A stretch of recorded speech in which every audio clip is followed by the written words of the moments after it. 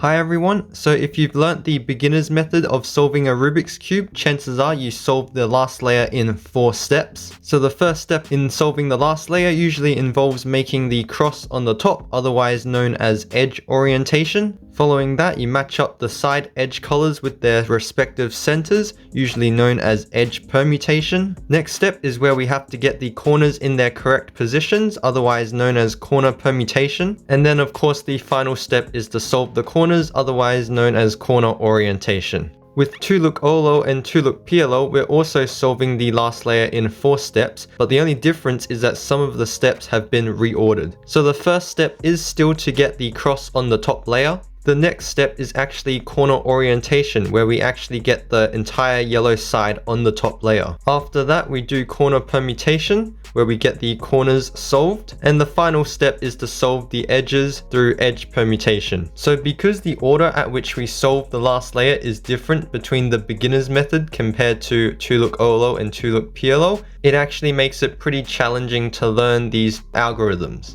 So speaking of algorithms, there are 10 algorithms in Tuluk-Olo and 6 algorithms in Tuluk-Piolo. And because the ordering is different between these two methods, it means that someone who wants to transition from the beginner's method into learning the beginner CFOP method, which involves these Tuluk-Olo and Tuluk-Piolo algorithms, they'll have to learn all 16 algorithms at once to be able to use any of those in a solve. Otherwise, they'll be stuck using the beginner method last layer. So I've already made a video previously going through the beginner CFOP last layer method, and this method pretty much is a transition between the beginner's method and the Tuluk-Olo and Tuluk-Piolo method. So it involves the same order of steps as in the Tuluk-Olo and Tuluk-Piolo method, but it only has one algorithm for each step, so that you don't need to learn all 16 algorithms at once. So I'll link this video in the description below, so feel free to check that out if you want, but here I'll be going through a quick overview of this method. So as I said, there's only 4 algorithms that you need to know for this method, and these are the algorithms on screen here. And now I'll be showing you how to use these algorithms in your actual solves. So as I said, this method also involves solving the last layer in 4 steps,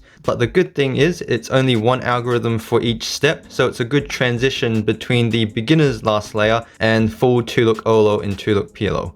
Also, the steps are in the same order as in the Tuluk-Olo and Tuluk-Piolo method. So the first step is of course to get the yellow cross on the top layer. So the whole idea behind this method is that you only know one algorithm for this step, but you repeat this algorithm over and over again until you've completed this step. In this case, I have just one center, so it doesn't really matter which angle I do this algorithm from, it's going to be the same. When you get this L shape, you want to hold it at the back left side, repeat the algorithm again.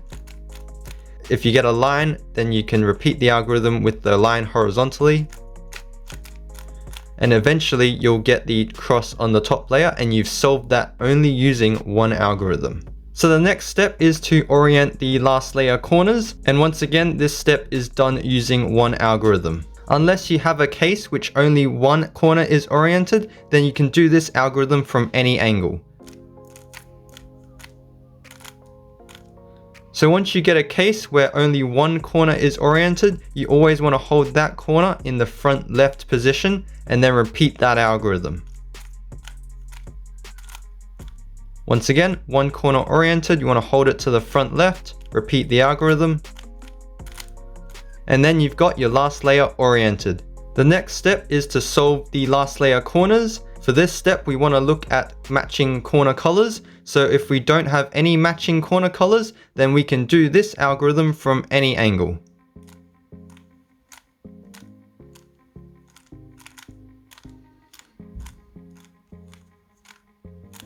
After doing that algorithm once, you should find that a matching pair of corner colors will show up on one of the sides. Move the matching pair of corner colors to the left side and repeat that same algorithm.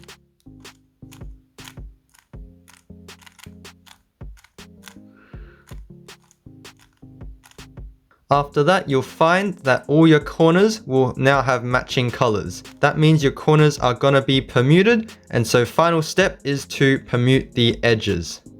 So for this step, you want to look for a solved side. If you don't have a solved side, then you can do this algorithm from any angle.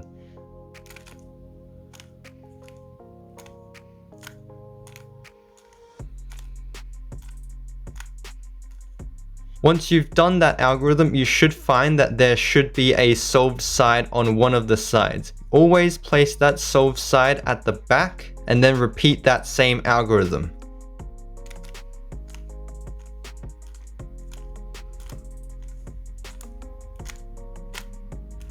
It might take a couple of times, but eventually you'll be able to solve the last layer edges. So I'm going through this last layer method as well as these algorithms in particular because they are used in 2Look-Olo and 2Look-PLO, and they are used in full Olo and PLO. So once you get the hang of this method, it'll make it really easy for you to transition into 2Look-Olo and 2Look-PLO if you wish to learn those in the future. Also, if you're interested in the specific algorithms used in 2Look-Olo and 2Look-PLO, I've got videos on those on this channel already. I'll link them in the description below, so feel free to check those videos out as well. So thank you guys very much for watching. I hope this video was helpful, especially to beginners who are struggling to make the transition between the beginner's method and the beginner CFOP method. If you have any questions about anything in this video, feel free to leave a question in the comment section down below. Like the video if you learned something new. Please subscribe if you want to see more similar videos. Thank you guys very much for watching, and I'll see you guys in the next video.